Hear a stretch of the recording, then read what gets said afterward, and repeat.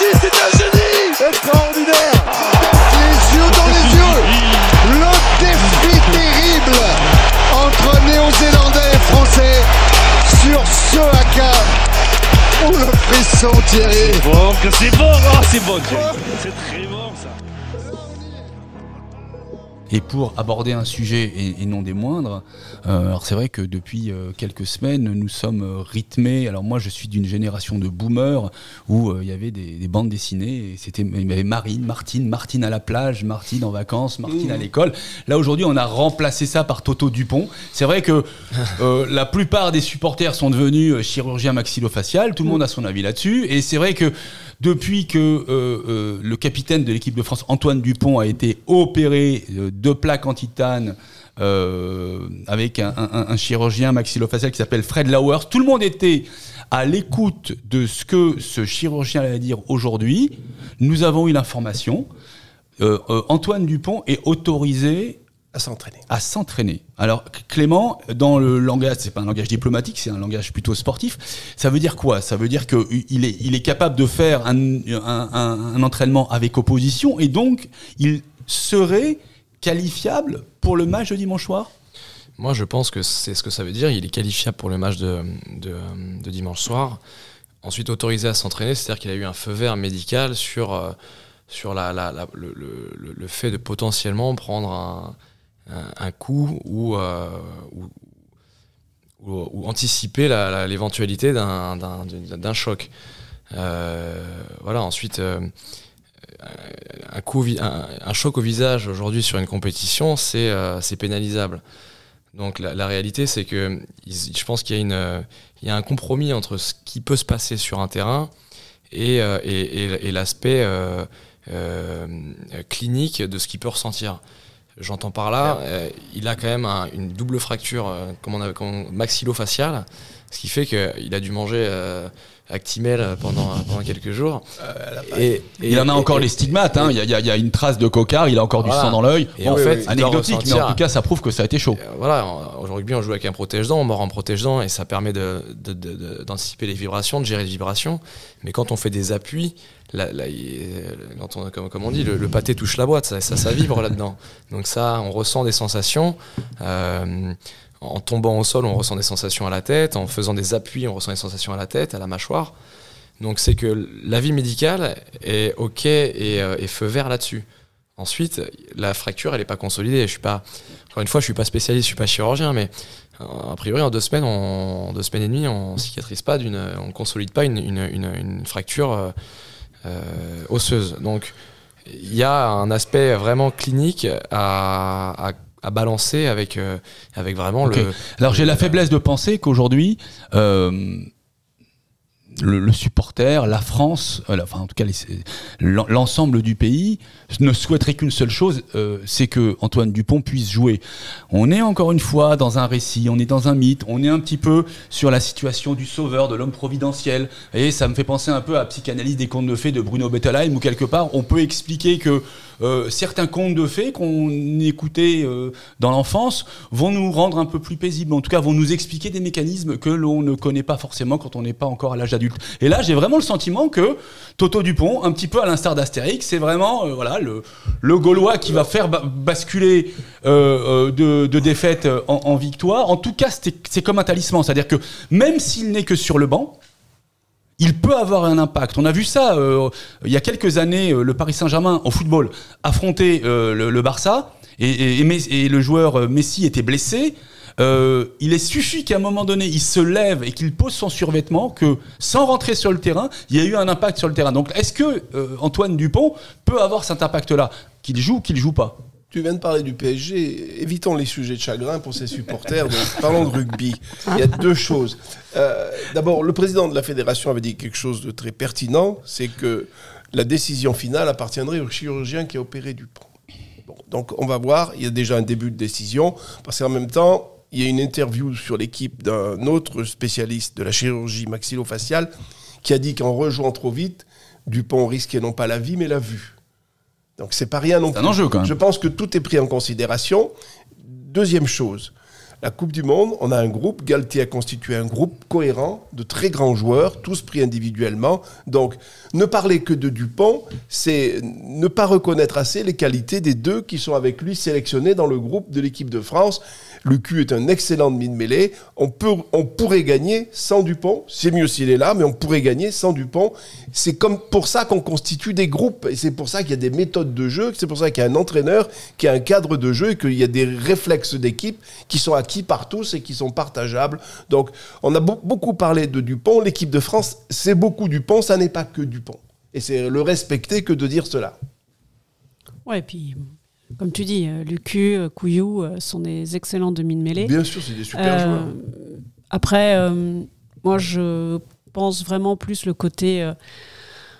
c'est son rêve aussi. Et c'est compliqué. Et je mets tout de côté, le médical, l'enjeu pour lui et tout.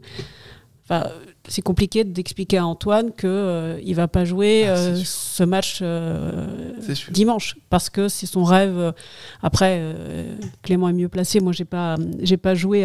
Mais enfin, je ne sais pas comment tu peux trouver les mots quand il y a c'est un ballottage en disant c'est du 50-50 si tu veux jouer ou pas, de lui dire ça serait peut-être plus raisonnable. Mais attendez, les demi, il y a les demi. Attendez, la Coupe du Monde n'est pas terminée, on n'est pas sur une finale. Espérons. Ouais, mais... Donc, espérons. Ouais. Voilà. Mais là, l'air de rien, dans le sous-texte, on pourrait comprendre que jouer sans Dupont, ce serait amoindrir les statistiques non, de mais là, l'équipe je de passe France à la vraiment plus victoire. le côté Faut pas s'arrêter. sentimental. Moi, Okay. je me mets... D'accord, oui, le joueur, le passionné... La vie du joueur. Ouais. Mais ça n'est pas... Faut pas considérer qu'on est diminué s'il n'y a pas Dupont. Non. C'est pas... On a une équipe.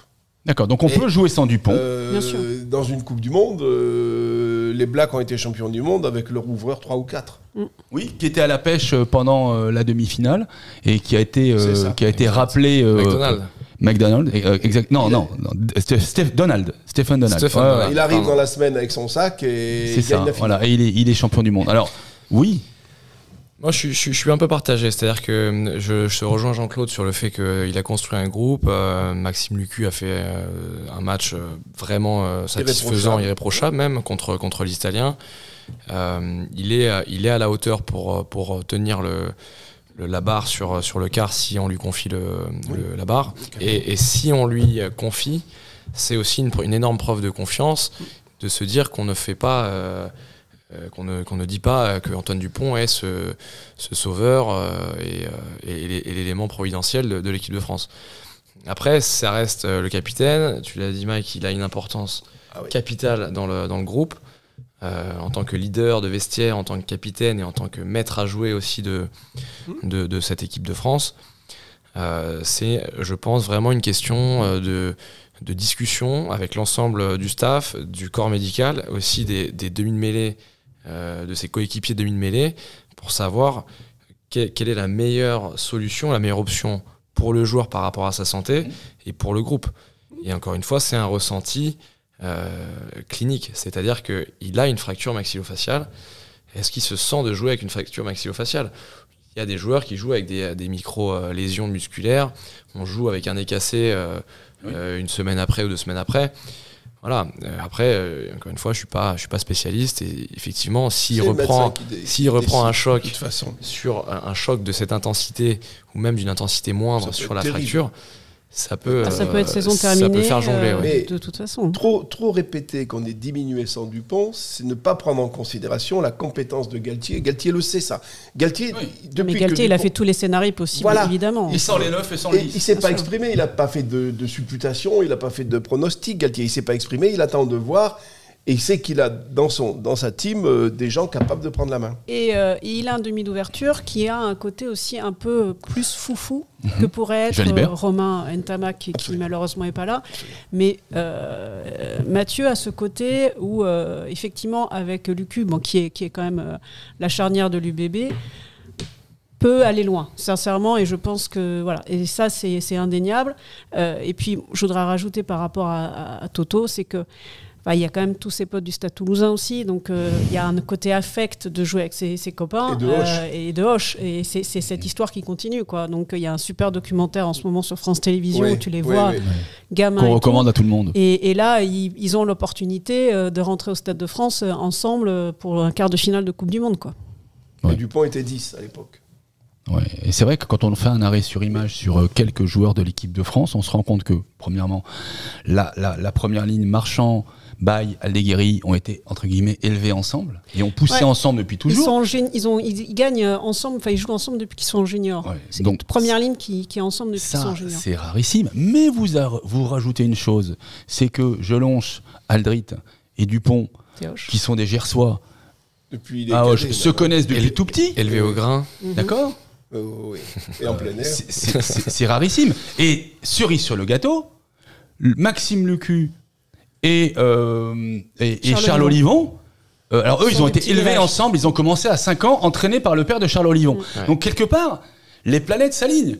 Il faudrait surtout pas qu'il y en ait un qui fasse défection, parce que mais comme quoi, effectivement, le rugby, c'est aussi une histoire de copains. Bien sûr, et là, c'en est la résultante. Oui. Il y a une force d'âme énorme. Donc, alors, je vais être sciemment divergent vers un sujet. Est-ce que vous pensez sincèrement que on en a discuté déjà avec Dupont, hein. La question n'était pas de savoir s'il avait quelques sponsors, et la question était de savoir lesquels des sponsors n'étaient pas avec Dupont. Donc vraiment, il a une entièreté. Est-ce que les sponsors peuvent, peu ou prou, faire pression pour que Dupont joue? Alors, je pense qu'il y en a un autour de la table qui est quand même le mieux placé parce qu'il représente un sponsor, un équipementier. Après, là où je te rejoins, c'est que j'adore Antoine Dupont, et c'est vrai qu'à un moment, on l'a vu avec un petit peu trop de marques, perso. Mais il y a un moment quantitatif, pas forcément qualitatif. Et là, justement, attendez, il y a un fil qui nous amène jusqu'au match qui est le pinacle, le quart de finale contre l'Afrique du Sud. Ok, donc il y a une communication derrière tout ça, et là, il n'y a pas d'auto. Qu'est-ce qui se passe? Je ne pense pas qu'un sponsor puisse imaginer ça. Je ne peux même pas imaginer que ça puisse se faire. Donc, je ne pense pas qu'il y ait d'influence dans ce Clément? Non, pareil. Ouais, je pense que ça dépasse un peu le truc. Là, on s'évade. Il n'y a pas encore d'influence à ce niveau-là sur la participation d'Antoine Dupont au quart de finale ou sur des potentiels lobby. D'accord. Groupe de pression pour le faire jouer à tout prix, même s'il est à 50% de ses capacités. Ce qui n'est pas, hein. Il y a juste un risque pour sa santé. Je pense que ça relève plutôt de Fabien Galtier. Du staff notamment, mais alors après c'est les fans et la liesse populaire qui fait que tu as envie qu'il joue. Donc c'est ça qui crée plus le tempo et la mesure sur sa participation, mais ça reste quand même un avis, ça reste une décision qui va être prise après, on va pas se 3-4. plaindre d'un truc, c'est que quand j'étais dans le rugby, quand tu allais voir les gens dans la rue, ils te parlaient de 2 joueurs, Sébastien Chabal et de Frédéric Michalak. Exactement. On n'a très longtemps pas eu de stars dans le monde du rugby. Bien sûr. Quelque part, le fait qu'Antoine Dupont soit aussi très médiatisé, c'est quand même malgré tout une chance pour notre sport, parce qu'on n'avait plus de stars depuis des années. Oui, c'est très important. À un moment, c'est tant mieux, et quelque part que des gamins se puissent l'attendre, faire des photos et des selfies. Enfin, il y a un engouement pour l'équipe de France avec les jeunes là sur cette compétition. Qu'ils jouent pas, moi plutôt c'est se dire, voilà, qui va jouer dimanche et comment on va faire pour les battre. Il y a eu un événement, quoi. Il a été sponsorisé par cette blessure. Absolument. Il a été sponsorisé par cette blessure. Il a pris 250 000 abonnés sur les réseaux. Depuis qu'il a eu ce truc, ça a été un marketing autour de ça, parce que il y a eu ce courage de sortir déjà avec un courage absolu, quoi. Il est sorti digne. Debout. Quand tous les footballeurs seraient sortis comme des moustiques écrasés, élitroyés du terrain. Enfin, je veux dire, et derrière, il y a eu un respect de la situation, de la vie médicale. Il y a eu une communication qui a été quand même globalement bien gérée. Et derrière, il y a eu tout cet engouement et ce soutien envers lui. On avait l'impression qu'Emmanuel Macron avait pris une balle dans l'épaule. C'est un peu ça. Vous vous rendez compte que depuis sa blessure, on ne l'a pas entendu. Non. On ne l'a revu qu'il y a que quelques jours. D'accord, où il était en costard pendant le match France-Italie. D'ailleurs, la caméra ne filmait pas tellement l'œil tuméfié, mais filmait l'autre profil. Il y a une ovation dans le stade. Oui, dès qu'on a vu son image. Ovation dans le stade. Mais en tout cas, on ne l'a pas entendu. C'est-à-dire que la communication, je suis d'accord avec toi Clément, a été respectée à la lettre. Les médecins ont parlé pour lui, les entraîneurs ont parlé pour lui, mais lui ne parlait pas pour lui. Et la vitesse d'exécution du corps médical, des examens, de l'opération, des décisions qui devaient se faire. C'était la grande cause nationale. Question d'heure. C'est-à-dire qu'il faut réagir, il faut prendre des décisions. Opérer, pas opérer. Le sortir du groupe, pas le sortir du groupe, appeler quelqu'un. Il faut réagir rapidement. C'est quelque chose là, on est sur des décisions. Il faut les assumer. Il y a une responsabilisation dans les décisions qui est assez incroyable. Donc une part de risque aussi. Et le risque, on le verra sur sa participation ou non sur le quart de finale. Moi, je pense qu'il va jouer, très sincèrement. Et on va mesurer tout ça au trombinoscope quand on va avoir sa tête à l'écran, quand on va voir numéro 9, Antoine Dupont. On va vraiment voir s'il y a quelque chose, et à mon avis, il va se passer quelque chose. Mais c'est à la mesure de l'impact qu'a cette Coupe du Monde. On a parlé dans une précédente, quand même, dépasser les 15 millions pour un match d'ouverture. On est tout simplement dans le phénoménal. 3,5 hier soir, 3,5 millions pour un Fidji-Portugal. Quand même, il faut aller les chercher. C'est le meilleur score du dimanche soir sur l'ensemble des télés en France. Sur M6. Et sur M6. Et qui plus est sur M6. Ce sera le meilleur score de l'année d'M6. Enfin, un des meilleurs scores de l'année d'M6. Pour sincèrement, une affiche, si on regarde l'affiche il y a 6 mois, était peut-être une des dernières affiches. En tout cas, sans faire injure aux deux équipes qui ont participé, mais c'était pas forcément... C'est un match entre deux équipes éliminées. Oui, ou en tout cas du second rang. Et là, sincèrement, on l'a vu, mais ça aussi, c'est la courroie de transmission de cette Coupe du Monde. On est devant la télé sur M6 hier soir à 21h, parce qu'il y a de grandes chances qu'on voit un beau spectacle. Il y a eu quasiment aucun match où on s'est dit, oh là là, j'en peux plus d'ennui. Il y a eu certains, mais encore une fois pour les aficionados, un match ennuyeux, c'est ok, peut-être Afrique du Sud-Irlande était ennuyé pour certains, d'ailleurs j'en ai entendu beaucoup, mais moi j'ai trouvé ça exceptionnel, moi, extraordinaire. Incroyable. C'est un petit peu, on continue sur la métaphore, hein. C'est vrai qu'on parlait de notre métaphore musicale avec une partition. Bon, c'était un peu musique contemporaine. C'est-à-dire que voilà, les dissonances nous paraissaient à nous, aficionados, comme étant des choses formidables, et peut-être que les gens ne sont pas habitués à ce genre de collision, à ce genre de choc, à ce ping-pong rugby, c'est-à-dire des coups de pied incessants pour faire une guerre de position. On le sait, quand on est dedans, c'est formidable. Et c'est vrai que c'est d'ailleurs la grande difficulté pour le rugby dans sa croissance, c'est que souvent il est difficilement lisible. Ça vous arrive régulièrement de regarder les matchs avec des gens qui connaissent un peu moins, et c'est pas évident, parce que il suffirait juste de leur expliquer, ne serait-ce que les décisions arbitrales, pour qu'ils puissent avoir une ouverture sur la beauté du rugby tel qu'il est joué. D'accord, c'est un petit peu la grande différence avec le sport aimé de Jean-Claude, qui est le football. Mais qui est peut-être un peu plus lisible, n'est-ce pas, Jean-Claude ? Peut-être un peu moins Port d'Auteuil en ce moment, je sais que tu as eu dedans. Non, c'est vrai qu'il est plus lisible, mais je reviens sur l'impact phénoménal de cette Coupe du Monde en France. Alors je ne sais pas dans les autres pays, mais très certainement dans les pays de rugby, c'est très fort.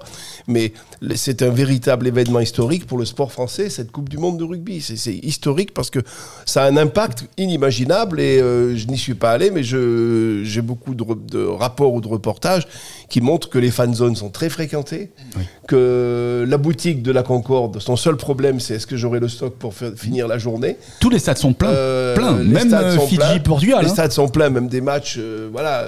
Donc c'est quand même, il se passe vraiment quelque chose. Place de la Concorde, donc pour le 8 septembre, 50 000 personnes ont cumulé dans la journée, à la place de la Concorde. C'est autant qu'au football ? Dans la boutique, tu veux dire ? Dans le village. Dans le village, c'est colossal. Voilà. C'est autant qu'au footbal pendant une Coupe du Monde. Oui, c'est des fan zones, c'est des chiffres comparables. Quand tu compares, et quand on a tous évolué, on voit le rugby quand même depuis quelques années, tous les 4, penser à un moment qu'on serait sur un village rugby, sur la place de la Concorde, pendant 2 mois, on aurait tous dit, bien sûr, on signe où ? Mais jamais de la vie. Donc c'est juste incroyable. Et le site est absolument incroyable. Et tout le monde se mélange, tous les supporters se mélangent. Et c'est, voilà, et tu regardes, tu as les écrans, tu as l'obélisque, tu as la Tour Eiffel et tout. Là, tu dis, ok, c'est un village rugby, tout va bien, c'est normal. C'est incroyable. Ouais, on a ce côté partage aussi qui est vraiment à l'honneur, ce côté familial, le rugby avec ses valeurs que des gens découvrent Les supporters font à la fête Paris ensemble. et en France. Ouais. Et voilà, il y a vraiment la fête, ce collectif, tout le monde se sent vraiment bien dans cet univers-là. En plus de ça, on a la chance d'avoir un temps qui est une météo qui est agréable. ouais. Il y a tous les éléments qui sont réunis pour faire et pour créer cette atmosphère un peu. Et sur les terrains, il n'y sympa. a eu aucun incident susceptible de d'écorner l'image. Il n'y a Non. pas eu d'échange de marmites Il y confraternelles. a eu des sous-bagarres générales, Ouais, salade de faveur. des choses qui ne sont pas comptabilisées.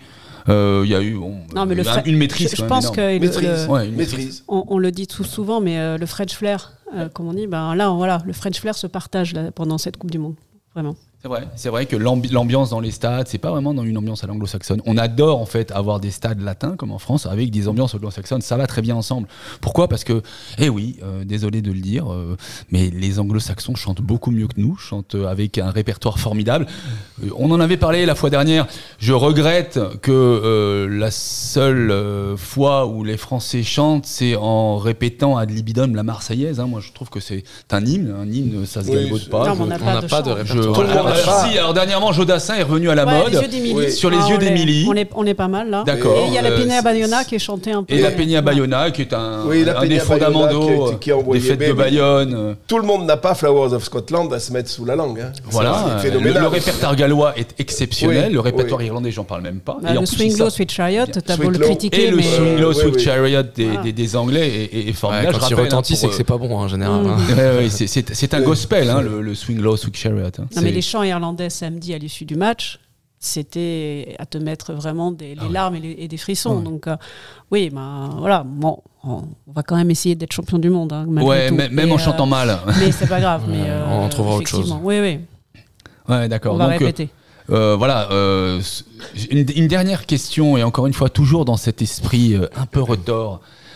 Si on fait rentrer Dupont qui est capitaine, sachant qu'il aurait inconsciemment une sorte de seuil de fragilité, est-ce qu'il ne serait pas utile de l'avoir parce que quelque part les arbitres auraient un œil plutôt romantique à son égard et surveilleraient les plaquages hauts?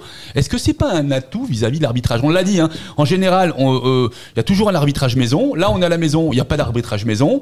Est-ce que ça peut ne pas commencer au travers d'Antoine Dupont sur le terrain en quart de finale là? Il peut jouer, hein. Ça peut jouer. Tu sais, on dit souvent qu'au rugby, l'arbitre fait beaucoup de pédagogie comparé à des sports comme le foot. Tu sais, c'est le seul sport où l'arbitre va te dire de ne pas mettre les mains et il te laisse un temps de latence pour ne pas que tu te mettes à la faute. Donc l'arbitre, on dit souvent que c'est un peu le scénariste du match. On C'est-à-dire l'entend d'ailleurs. il va gérer le match comme une jauge et il y a parfois un peu de compensation si il pense avoir trop donné, pas assez donné, etc. Donc effectivement, et c'est des éléments que tu prends en compte, et notamment les staffs aujourd'hui sur des matchs de championnat ou internationaux. Ils communiquent avec les arbitres, c'est-à-dire qu'ils ont une fenêtre où ils sont capables d'envoyer des vidéos aux arbitres pour leur dire voilà, nous on a repéré ça chez l'adversaire, on aimerait que vous ayez un œil sur le pilier droit, sur la mêlée, etc. On sait qu'il y a des communications comme ça avec le corps arbitral, ce qui fait que effectivement Antoine Dupont diminué et ayant pris ce coup à la tête. Connaissant la violence et l'intensité du jeu sud-africain, ça peut être quelque chose qui peut, alors pas être déterminant, mais au moins pris en compte. Ok, ça fait partie de l'intox. D'accord. Sachant qu'encore une fois, on l'a vu pour France-Nouvelle-Zélande, l'œil normal, ou en tout cas l'œil de supporter dira que Dupont a joué correctement. De mémoire, il a eu 6 dans l'équipe, ce qui est une note pas mal mais moyenne. Les aficionados vous diront, non, Dupont dans son jeu, il a pu fixer pas mal de défenseurs néo-zélandais de manière à libérer les espaces pour les autres. Et là, c'est le cas. En tout cas, si jamais Dupont est là, nul doute que la défense sera resserrée autour de lui et que ça risque de libérer des espaces. Donc quelque part, il n'y a pas simplement Dupont en tant que joueur, en tant qu'acteur, pied droit, pied gauche, sortie de camp, défense, attaque, le flancher, etc. C'est aussi ce que lui fait et que personne d'autre ne sait faire, notamment sur ces phases, on l'appelle le ministre de l'Intérieur, si c'est la bonne expression, parce qu'il est systématiquement à l'intérieur des joueurs qui vont déborder, parce que l'instinct, parce que l'intuition, parce que sa façon de jouer. Donc quelque part... Il devance même, c'est-à-dire qu'il passe au-delà de la ligne pour être premier soutien intérieur. C'est pour ça qu'on l'appelle le ministre de l'Intérieur, c'est qu'il est... Le fait d'anticiper, de dépasser la ligne de défense adverse, même quand la balle est encore derrière lui, ça lui permet d'arriver soit sur le ruck très rapidement, soit d'être premier soutien intérieur. Et c'est ce qui fait qu'il est souvent en train de concrétiser des actions ou des essais même, parce qu'il anticipe en fait. Et ça donne au porteur de balle une forme de tranquillité en se disant de toute façon il va être là. Exactement. Maintenant, mais c'est pas le seul à le faire. On l'appelle le ministre de l'Intérieur parce qu'il a cette capacité à accélérer franchement, mais Aaron Smith est toujours à l'intérieur aussi chez les Blacks. Le demi-mêlée irlandais aussi, Gibson Park, est toujours à l'intérieur. C'est quelque chose qui est dans la palette du demi-mêlée moderne aujourd'hui. C'est devenu dans la grammaire du demi-mêlée. C'est la grammaire du demi-mêlée, c'est d'être premier soutien intérieur pour anticiper vraiment cette continuité du jeu sur les rucks ou cette continuité du jeu quand il y a eu une fracture et une brèche dans la défense. Ouais. D'accord, donc souhaitons que le meilleur joueur du monde, qui est Antoine Dupont, puisse faire partie des 15. Moi j'avais plus une question par rapport à ça, c'est est-ce que, selon toi, est-ce qu'il a perdu un peu d'influx, un peu de masse, parce qu'il a été blessé là, et est-ce que le fait d'avoir, parce qu'il a dû effectivement consommer à la paille et tout, est-ce qu'il peut avoir perdu un peu d'influx selon toi, ou est-ce qu'au contraire ça l'a peut-être régénéré? Alors ouais, ça c'est une bonne question, Caroline. On a vu 2-3 vidéos, on le voit quand même, il a l'air d'être encore on l'a vu, bien rempli comme on dit, et je pense qu'il a été vraiment... il a eu du monde à ses côtés pour justement tout calculer. Il a peut-être justement un peu plus de temps pour se concentrer sur ces aspects-là. Il a perdu un peu de temps de jeu, ça c'est certain. Ça peut jouer, ça peut compter. Est-ce que le fait qu'il se soit régénéré va faire qu'il va être justement plus en forme? Ça c'est assez compliqué de le prévoir, hein. Je me fais pas trop de soucis physiquement pour lui. Ça va dépendre aussi de l'aspect du match. Est-ce que ça va être un match très ouvert où il va y avoir un volume de jeu énorme et du coup il va peut-être avoir un peu de mal à trouver le second souffle s'il joue encore une fois, ou est-ce que ça va être un match plutôt rude, âpre, où il va y avoir beaucoup de coups de pied dans la boîte, de box kick comme le savent le faire les Sud-Africains, et du coup il va y avoir peut-être un peu moins de volume, ce qui fait que s'il joue il va pouvoir se régénérer au fil du match et peut-être chercher le second souffle un peu plus tard pour nous faire peut-être un des exploits dont il a la recette. Il y a aussi peut-être un risque de le voir avoir une blessure musculaire sur une accélération alors qu'il n'a pas été confronté à des situations de match. Rien ne remplace les situations de match, notamment pour les accélérations, les couvertures, etc. Et puis le match le dur qu'il a eu, c'est le 8 septembre, parce qu'on ne peut pas dire que la Namibie... C'est ça. Donc ça fait quand même un certain il reste encore laps beaucoup de temps. D'interrogation quand même. De toute façon, Dupont ou pas Dupont, on jouera et on sera bon. On est capable d'être bon, faut pas trop s'inquiéter. Moi, personnellement, j'ajoute juste un truc. Si Dupont joue, je serais inquiet pour lui et je ne regarderais pas le match de la même manière. J'aurais toujours peur pour lui. Parce que je le sentirais fragile maintenant. Le chirurgien, c'est ce qu'il fait, s'il lui dit OK. Mais voilà, j'espère qu'il ne prendra pas un trop grand risque. Je ne pense pas que le chirurgien le laisse prendre un trop grand risque. On peut jouer et gagner sans Dupont. Et je te rejoins un peu là-dessus, Jean-Claude. Je pense qu'il faut quand même aussi qu'il y ait une communication, pas seulement vis-à-vis de la compétition et d'Antoine Dupont. Je pense que plus généralement et plus intelligemment, il faut qu'il y ait une communication autour de la blessure, de ce qu'il a réellement, de faire comprendre aussi aux gens que si on lui laisse l'autorisation de jouer, c'est que ça a été mesuré, que ça a été, qu'il y a eu un accord entre lui, le corps médical, etc. Parce que on donne quand même une image de quelque chose qui est important. On parle de la santé, de l'intégrité physique d'un joueur qui va se remettre sur un match qui est pas rien. On parle d'un quart de finale contre les Sud-Africains. il faut y aller sur le carré vert. Hein. C'est furieux. Hein. Oui, on peut faire confiance au Sudaf aussi. On peut faire confiance au Sudaf. On peut faire Ils confiance seront au au Sudaf. rendez-vous. Mais quelle image on donne à des parents, à des enfants qui Ouais, il faut être quel regard on a vis-à-vis d'une blessure à la tête.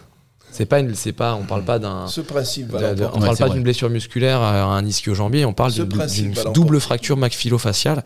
Il faut faire attention parce que c'est pas rien. Je pense. Ce principe va l'emporter. En étant raisonnable. Et voilà.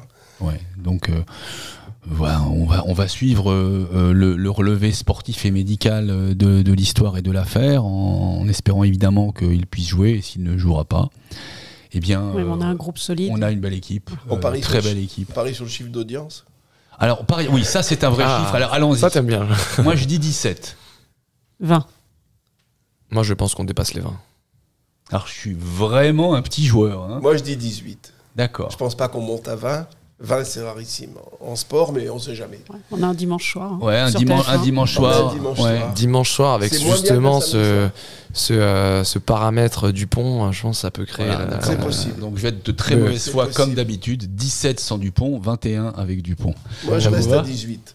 D'accord. Mais rendez-vous Et on peut compte, penser à toutes les Ouais. maîtresses lundi matin qui vont voir les enfants arriver en disant « Ah, on s'est C'est couché un- tard, c'est un- mais c'est pas c'est un grave. dimanche soir, hein. C'est Oui, c'est un c'est dimanche parce qu'il y soir. avait match. C'est ça. Ouais, c'est vrai. Mais ça va être quelque chose d'à suivre. De toute façon, prenons conscience de la fourchette de chiffres qu'on vient de balancer pour un match de rugby, les amis.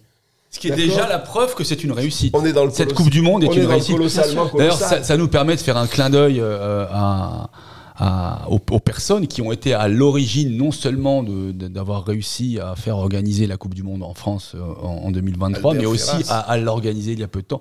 Oh, Albert Ferras, C'est en tout cas, dans l'inventeur, c'est son le créateur souvenir. de la Coupe du Monde. Mais en tout cas pour cette édition, et voilà, on les en remercie parce que d'abord c'est une fête formidable, elle est très très bien organisée, c'est un succès, ça va être un succès financier, et voilà, c'est Et dit. surtout, succès c'est économique. une Coupe du Monde de la France entière, puisqu'il y a 9 villes hautes. On parle beaucoup de Paris 2024, c'est concentré sur notre Ouais. capitale. Ça Là, se mobilise c'est- à Lille, ça voilà, se mobilise Lille, à Nantes, Saint-Étienne, c'est formidable. Saint-Étienne qui est pourtant un bastion footballistique.